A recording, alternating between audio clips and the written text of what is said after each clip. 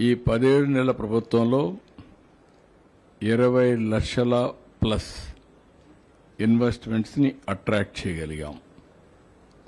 ఇప్పుడు ఈ కాన్ఫరెన్స్ లో మాత్రం ఈ సబ్మిట్ లో మీరు చూస్తే 613 ఎంఓయూలు చేశారు. 13,25,000 కోట్ల రూపాయల పెట్టుబడులు వచ్చాయి. 16,31,000 మందికి ఎంప్లాయ్మెంట్ వచ్చే అవకాశం ఉంది.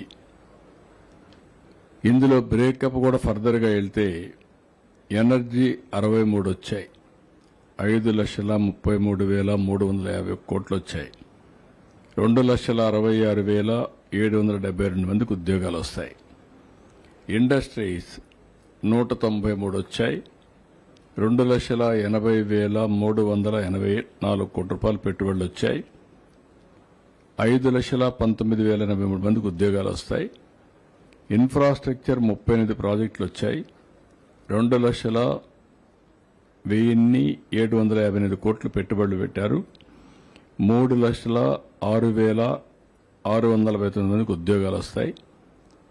అదే మరిగా ఐటీ అండ్ ఈఎన్సీ 107 వచ్చాయి. 1,59,407 కోట్లు ఇన్వెస్ట్మెంట్ వస్తుంది. 2,96,315 మందికి ఉద్యోగాలు వస్తాయి. ఏపీసీఆర్డీఏ 41 ఎంఓయూలు చేశారు. 48,711 కోట్లకు ఇన్వెస్ట్మెంట్ వస్తుంది. 41,605 మందికి ఉద్యోగాలు వస్తాయి. టూరిజం 112 చేశారు. 21,036 కోట్లు ఒక టూరిజంలో చేశారు. దీనివల్ల 1,05,804 మందికి ఉద్యోగాలు వస్తాయి. ఫుడ్ ప్రాసెసింగ్ 38 చేశాం. 13,008 కోట్ల రూపాయలు. 47,390 కోట్లకు 47,390 మందికి ఉద్యోగాలు వస్తాయి. మున్సిపల్ అడ్మినిస్ట్రేషన్లో 8 చేశారు. 4,944 కోట్లు. 12,150 మందికి ఉద్యోగాలు.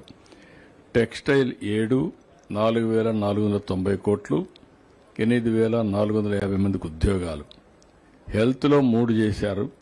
4,208 కోట్లు. 24,000 మందికి. ఎడ్యుకేషన్ 3,059 3,000 మందికి ఉద్యోగాలు వస్తాయి. మల్టీ డిపార్ట్మెంట్స్ దగ్గర 50,000 కోట్ల రూపాయలు అదనంగా పెట్టుబడులు వచ్చాయి. 1 గిగావాట్ ఏఐ డేటా సెంటర్ అదనంగా రిలయన్స్ ముందుకొచ్చారు.